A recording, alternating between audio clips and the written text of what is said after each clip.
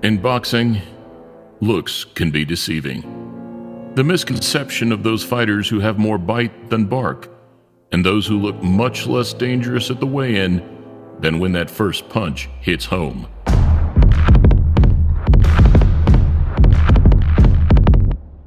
And alongside Ruiz Jr., Golovkin, and many more, very few fit this persona quite like the man who can be considered today's most successful active fighter, Manny Pacquiao. A relatively small, kind, and humble Filipino fighter whose fight night performances bring much more than meets the eye. Here, contrasting the humble and the arrogant, we look at some of Pacquiao's opponents from the past, around the time that he was, arguably, at both his physical and commercial prime, all of which, rightly so, believed that they could beat the 8-weight world champion. I think he has all the tools it takes to beat a guy like Manny Pacquiao. If there's ever a time for Hatton to be able to beat Pacquiao, he'll be in this fight. In the same performances that lead to Manny becoming one of boxing's most respected figures of all time. Please click thumbs up, subscribe, and press the bell button if you're new to the channel as we look at before and after fighting Manny Pacquiao. Welcome to a Motivedia presentation.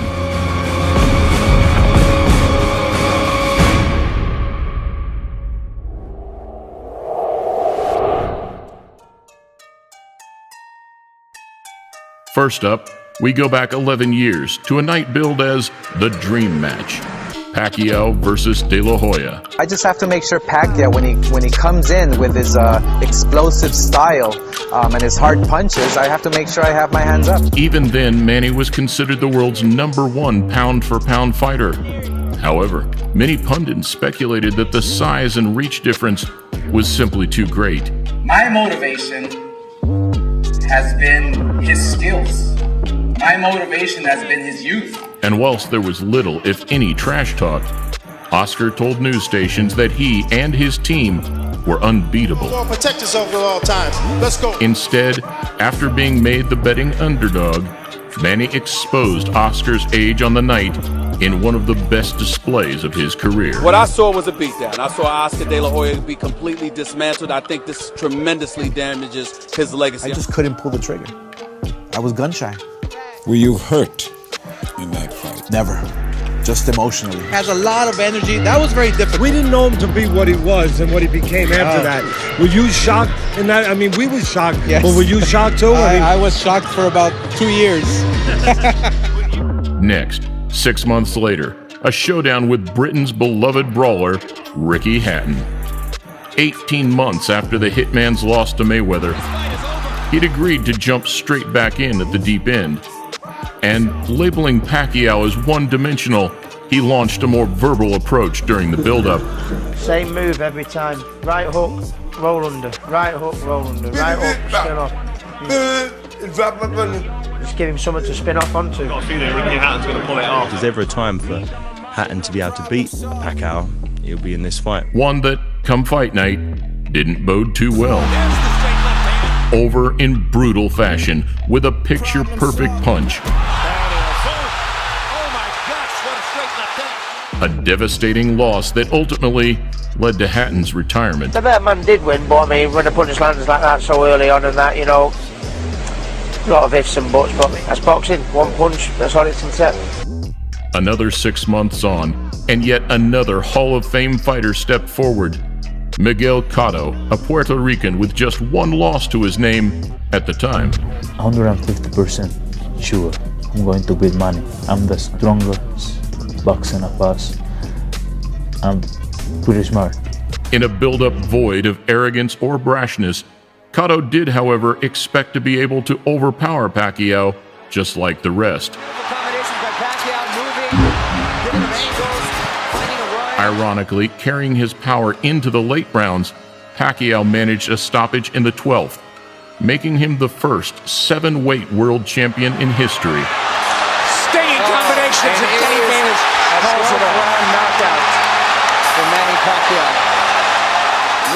record when it comes to boxing, to fight the big name. I'm always available. And Manny is one of the best boxers we have all time. Early 2010, and this time it was the turn of Josh Clottey, a Ghanaian fighter who, funnily enough, also returned to the ring earlier this year, now aged 41. I'm happy that he gives me the opportunity, because if Manny Pacquiao says he's not going to fight Joshua, it's not going to happen. You see, so the friendship dies when you get to the ring. After the fight, the friendship comes back. I know what I'm going to face, and I know who I'm going to face. It's not going to be an easy fight for all of us at all. Another matchup which lacked any animosity between two calm, respectful fighters. There's not much better than the moments right before the opening bell of a Manny Pacquiao fight. On the night, however, Pacquiao pulled off a shutout performance, not losing a step. What an amazing combination puncher this man is. I respect him, and he's the best pound-for-pound fighter. Everybody I fought, I don't think I lost. I lost to Manny Pacquiao. He's very, very fast. Contrastingly, at the back end of the year, Pacquiao's second attempt at negotiations with Mayweather had broken down. Cue the arrival of a much less humble and popular opponent, the infamous Antonio Margarito. Es puto Pacquiao. Pero ni modo, vamos a tener que ganar. We're gonna have to beat him. Freddie Roach is scared right now. Freddie Roach is scared that we're gonna beat Manny Pacquiao.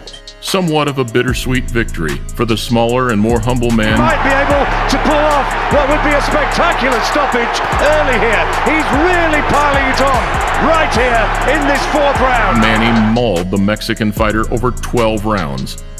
And there truly couldn't have been a more fitting occasion for Pacquiao, now the octuple champion, to reach boxing's greatest accolade. Ya no me dejaba bien mirar bien. We knew Manny was very fast, and we were going good until I got cut, and then that's when the problems started coming. Next, 11 months after Manny's knockout loss to Marquez in late 2012, he returned to face Brandon Rios, also trained under Robert Garcia in California. You know what? To me, I think he's scared, and Freddie Roach is scared. I wouldn't be surprised if he tried to cancel the fight, saying that I hurt my hand or something, just because he's scared. After the first clash of camps in the Margarito fight, it meant that the beef this time around was more about the trainers than the fighters themselves.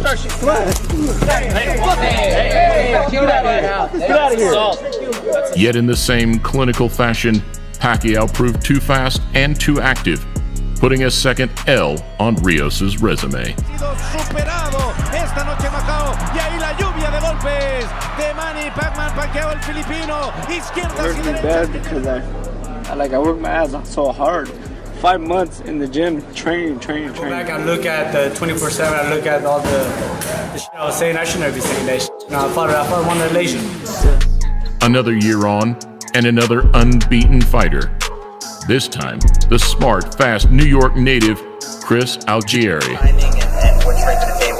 After I beat Manny, I'll have a lot more pull and a lot more juice to be able to negotiate. A win, but by knocking Manny Pacquiao out in China, right next to his hometown.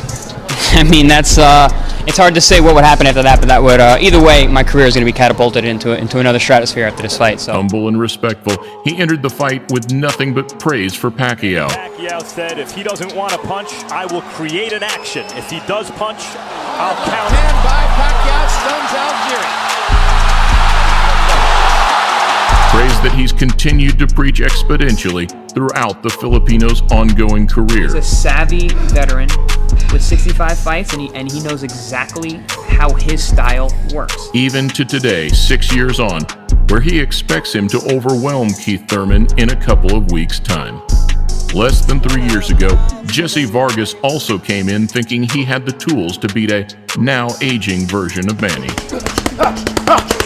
Expecting to overwhelm Pacquiao to avenge the losses of Barrera and Morales, putting himself as top rank's hottest asset. Now it's my time. I planned this as a kid. I said I wanted to take him out, and now I get the opportunity to do so, and I will. After beating Manny Pacquiao on November 5th, I will be their top dog, their top guy. They're going to push me from then on. Following the pattern, Vargas believed his speed and size would be too much, though just like the rest, Pacquiao dropped him in the second to win comfortably across all 3 scorecards. And no WBO welterweight champion of the world. Tried my best, you know, I promised to come back stronger, and I tried looking for the big three. I tried connecting with the big shots. I mean, I threw more punches than Manny, so I was looking for the win. And whilst most believe that yet another unfair decision loss was the end of the road for Manny,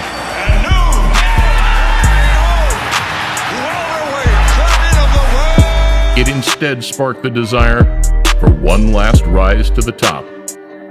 And that rise started with arguably the biggest contrast of the lot. Got me f***ed up if y'all think I'm about to lose to Manny Pacquiao, man. I'm about to beat his motherfucking ass on God now.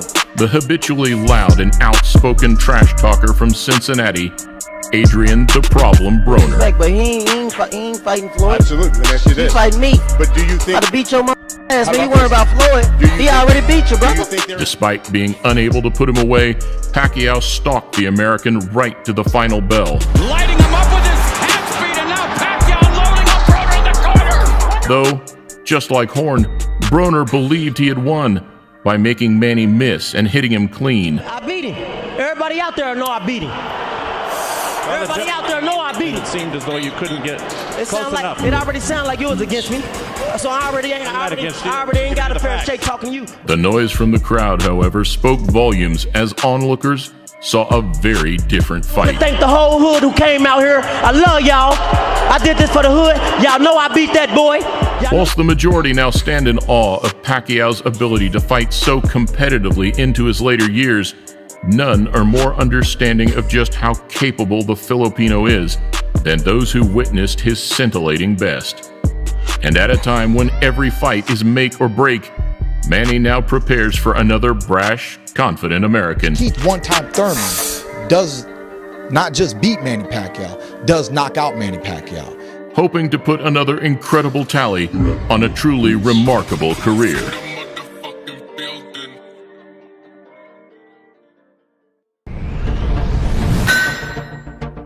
Greek mythology. Stories from the dawn of Western civilization. Powerful gods, valiant heroes, and enough violence, murder, and incest to make the Game of Thrones look like a church picnic. Zeus versus Hera, Hercules versus Hades, Narcissus versus himself. Epic conflict, epic sagas, in stories not even remotely a Motivedia presentation.